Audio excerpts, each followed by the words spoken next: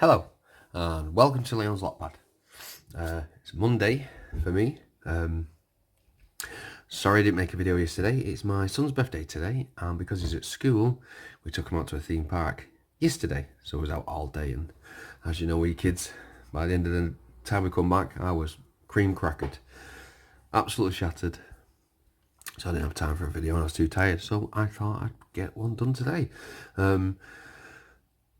I am slowly catching up on yesterday's videos. I've watched quite a few at the moment and commented. I will catch up on some more in a little bit. But now that's out of the way, let's see what we can go and pick.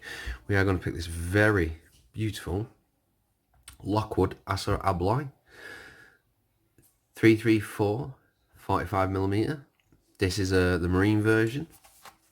There's packaging. Ideal for marine applications. There's the back. As we've got extreme weather, marine, double locking, rekeyable. It's not impact resistant, saw resistant, or torque resistant.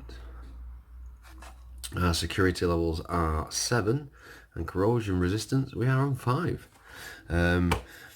The awesome Mr. Don's Locks sent me this a while ago. It's been sitting underneath my shelf.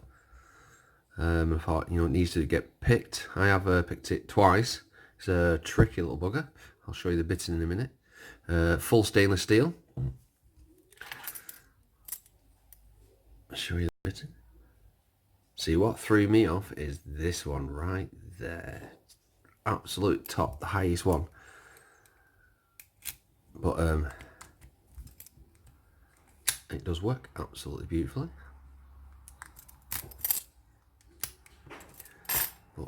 Like I say, hopefully we can get it picked. It is a very tricky lock.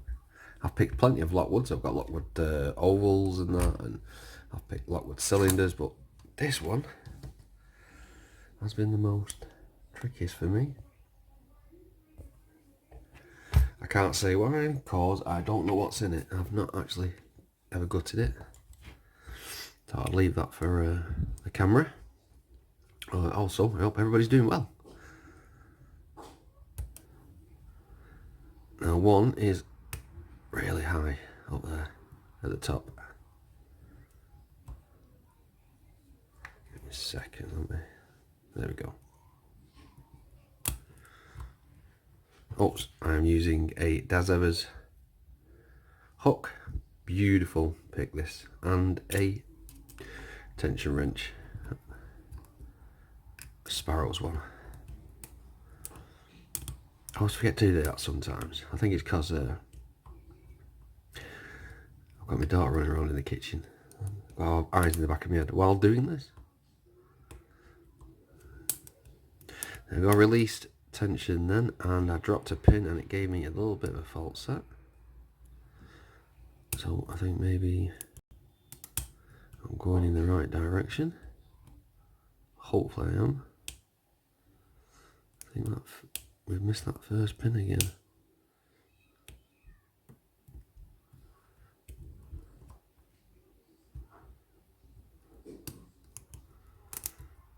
Oh, there, I got that little fault set back again.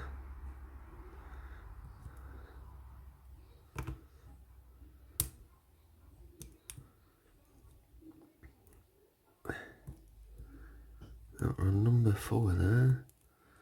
Number 4's playing up. Not 2.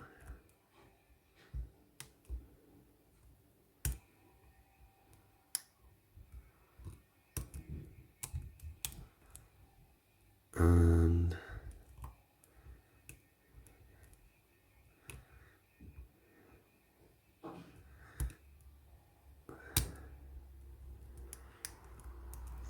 also I know nerve damage in my left hand, so I'm finding it hard to pick at the moment, getting cramp very easily, and just not being to feel feedback properly. Nothing I can do, it's just an old injury that with age is playing up now. That's why I've not been jumping on making a lot of videos lately, just because I'm finding it to pick difficult at the moment, and I'd rather do the videos as best I can do them. Alright, I'll have to go for a little reset, get that one back up there.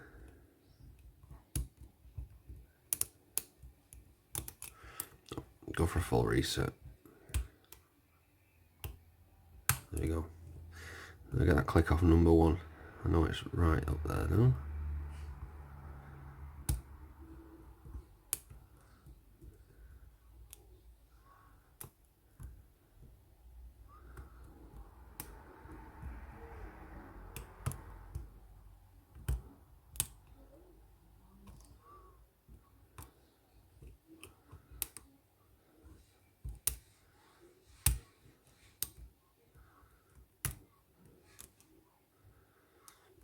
I think it's on number 3. Pin down. Oh, there we go. We're open. Oh, it was number 3.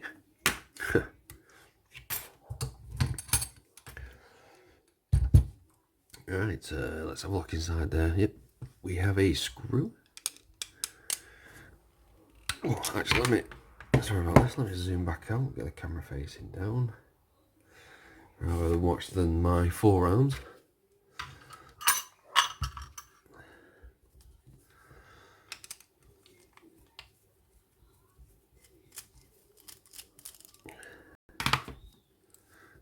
Screw out.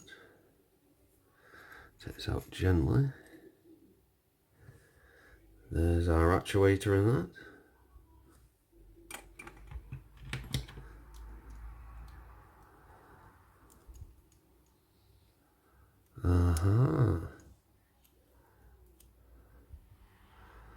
So really, this is just like a giant kick cylinder. Right, first of all, we can lock it straight back up because it screws in the back. That's really interesting. I have never gutted a Lockwood padlock before. Like I say, ovals, rim cylinders, picked all of them, but never a padlock, so this is new for me. Let's get that key. Get this beautiful titanium follower. I think it was John Egginton that did this and sent me one. Absolutely gorgeous they are. That was a really easy gut there. Definitely just a giant kick cylinder. Whoa, camera's going. Well, I think the camera's been on the sauce. Pin 1, standard. Pin 2 is standard. Pin 3 is a standard. Pin 4 is a standard. Pin 5 is a standard. Absolutely beautiful shiny core. Right. Let's see what's in here. We have a very long steel spool. Number 2, we have a long steel spool. Number 3, we have a long steel spool. Number 5 is another spool. I guess they're all going to be steel spools anyway, just for the fact that it being corrosion resistant. And that should make the springs usually pretty good for being brass. Yeah, all standard springs. That cap is definitely running a little bit loose. But yeah, there we go. That was an interesting pick. I really enjoyed that lock. Let's check out these pins. So we're all standard drivers, slightly tapered at the ends at the top here. And we've all got steel long spools. And I'd say they are brass or copper springs. But yeah, so what's say, big thank you to Don for sending me that. Absolutely fantastic lock, mate. Love that. Going straight back in my, it's got to go back up with my collection instead of being in the dust under the cupboard. But yeah, so thank you very much for watching. Please subscribe and bye. Don't forget to like.